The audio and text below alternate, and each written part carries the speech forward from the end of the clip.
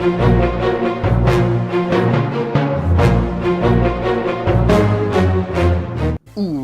guys, TacticalRab here, bringing you another Black Ops 2 gameplay breakdown. Another Advanced Warfare one will be coming up next. Maybe a Black Ops 1 actually. I jumped on Black Ops 1 and, you know, just to play some pubs. I'll be talking about what I'm going to be playing and what sort of Advanced Warfare stuff you're going to be seeing from me during the video. But today we have an insane gameplay. Not because I do insanely well, but just because that it's a 3v4 hardpoint. Our teammate leaves after about a minute and 45 seconds in. Watch Kieran get blown up by the car here. Typical Vonderhaar trucks in Black Ops 2. But our teammate leaves and then we manage to make a really incredibly close game with the opposition team 3v4. And those of you who have played League Play Hardpoint in Black Ops 2 know that Hardpoint is the most difficult game mode to play with only 3 players, because a vast amount of being good at Hardpoint is having people in the hill, and that's a hell of a lot more difficult when you have one less man. But so I'm running around here using this MSMC. This is a pretty dominant class. Personally, I prefer quick draw and extended clip on it. And, you know, EMPs are pretty good. You can just spawn in, chuck them into the hill. And Semtexes often pick you up kills as well. So, personally, on my hardpoint classes, you can choose what you use, really. But it depends on the map. If I'm on a map like Standoff, then all of the hills, you can function really well with an SMG. But on something like Slums, then I'll pretty much always use the AN-94, because a lot of the hills you want to be sitting in there with an AN anchoring, or, you know, picking off people from longer range. So it depends on the map. But also, most people would think that in Hardpoint you need to run some sort of, you know, tac mask or flak jacket or something like that.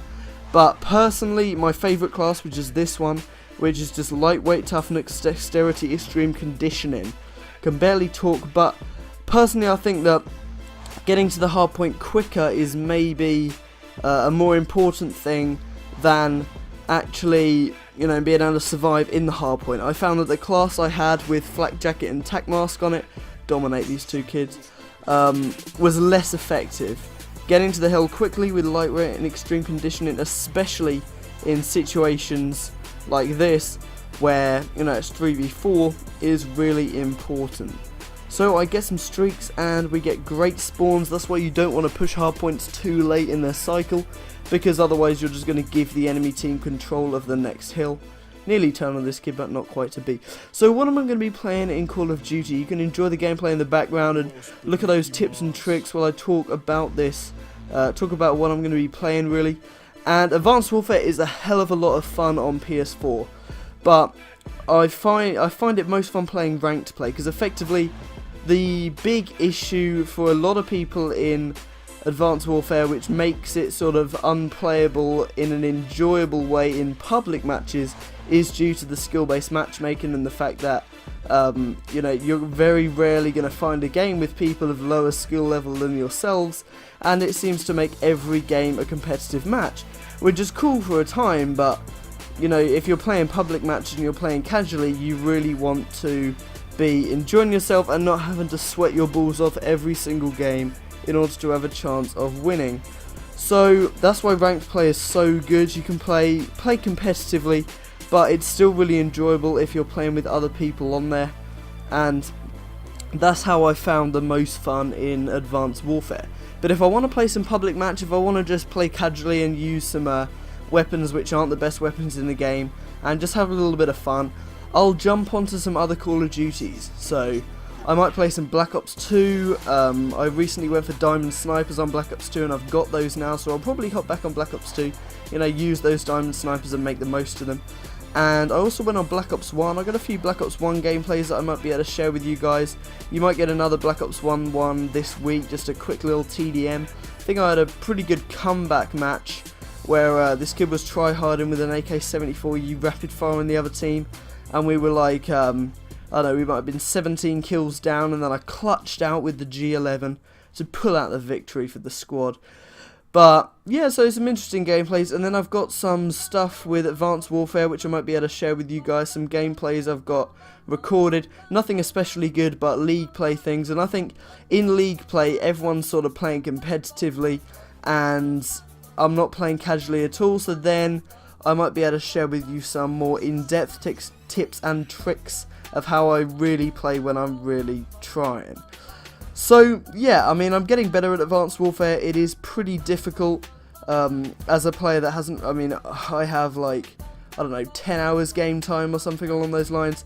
So a lot of the maps I don't really know too well. Like on Black Ops 2 Standoff, I just know the spawns in and out. Like right here, I just come to the side of the map and just dominate these kids and lock down the next hill. But you know, I'm still learning the hill rotations on a lot of the maps, and search and destroy rush routes and where people like to go. But I should be able to share with you some of these ideas in my next Advanced Warfare video.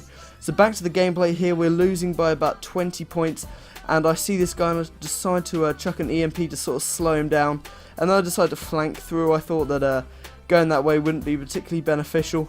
So I jump around this corner and manage to take this kid out. He nearly does me, and you see how we sort of pinch this hill.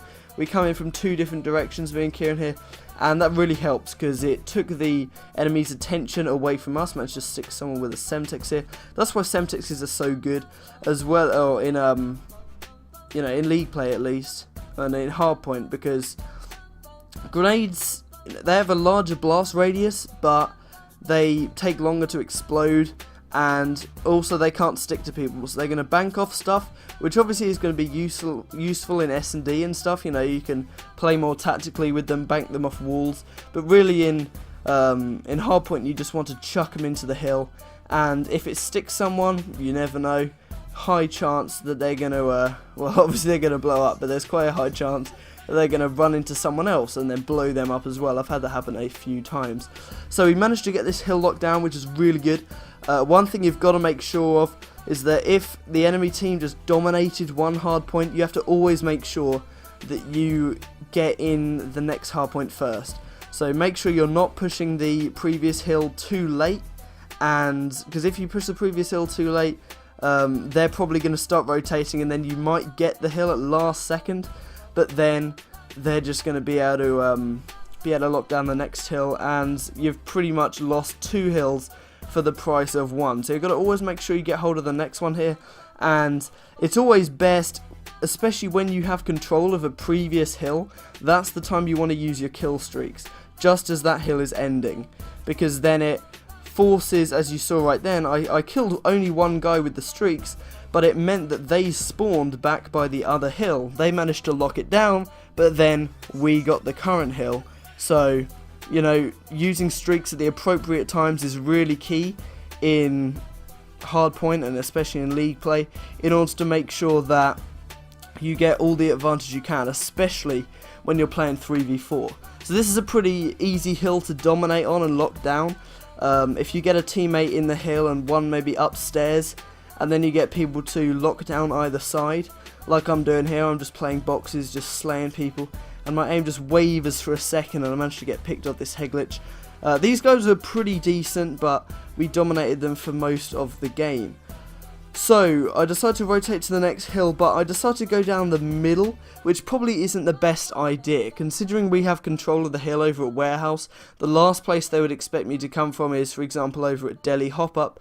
You know, just jump over from Delhi and come behind them, and maybe that would have been a better option in that position, to try and pinch the hill, come from two different directions, and surround the enemy and get an advantage as a result. I probably should have gone in there, because running behind with teammates and charging into the hill all together is often not a good idea, because you can just get both of you can just get slayed at once. But sometimes just running in and just sort of overpowering the enemy with the brute force. So I could have had a triple kill here, but it wasn't quite to be, and they managed to get control of the hill, and we're about 30 or so points up. And I say here that you need to sort of learn to contest the hill. Right here, I managed to get two, and unfortunately miss out on the third. But in many situations, it's often best to, instead of try to challenge, let's say you're in a bigger hill, just lay down in the corner and let's say you're on raid and you're in the hill right in the central courtyard, you can just lay down in there by the little steps and just don't challenge anything. Right here, I mean, I have to challenge to try and lock this down, but maybe I didn't. Maybe I could have just hid in the corner and contest the situation. That's how we end up winning this game. As you'll see, we managed to clutch out a win by an incredibly close margin, because effectively we just contested when we needed to, and even though I challenged this gunfight, maybe I didn't need to. And you see here, laying down just managed to win us the game, because I didn't die and they just couldn't find me. I managed to get one more and then I die, but it wasn't quite enough for the enemy team to pull it back. We managed to pull out a victory by 1 point, 184 to 183. I narrowly missed out on the 50 bomb, but all of our team played incredibly well. To shout out to them if they're watching. So yeah, we managed to beat the enemy team by 1 point in a 3v4 league play hardpoint. So I hope you enjoyed the video, guys. Please leave a like down below, but it hasn't quite finished yet. I've got a nice little sniper clip for you guys from Advanced Warfare if you're watching to the end.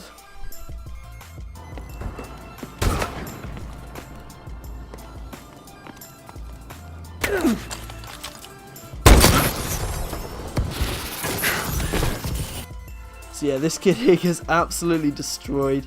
He just shot me across the map and he had cold-blooded on, but I managed to somehow pick up his head from across the map. But yeah, thank you guys so much for watching. Like the video if you did enjoy, subscribe for more if you're new. Thank you guys so much for watching, and I'll see you next time.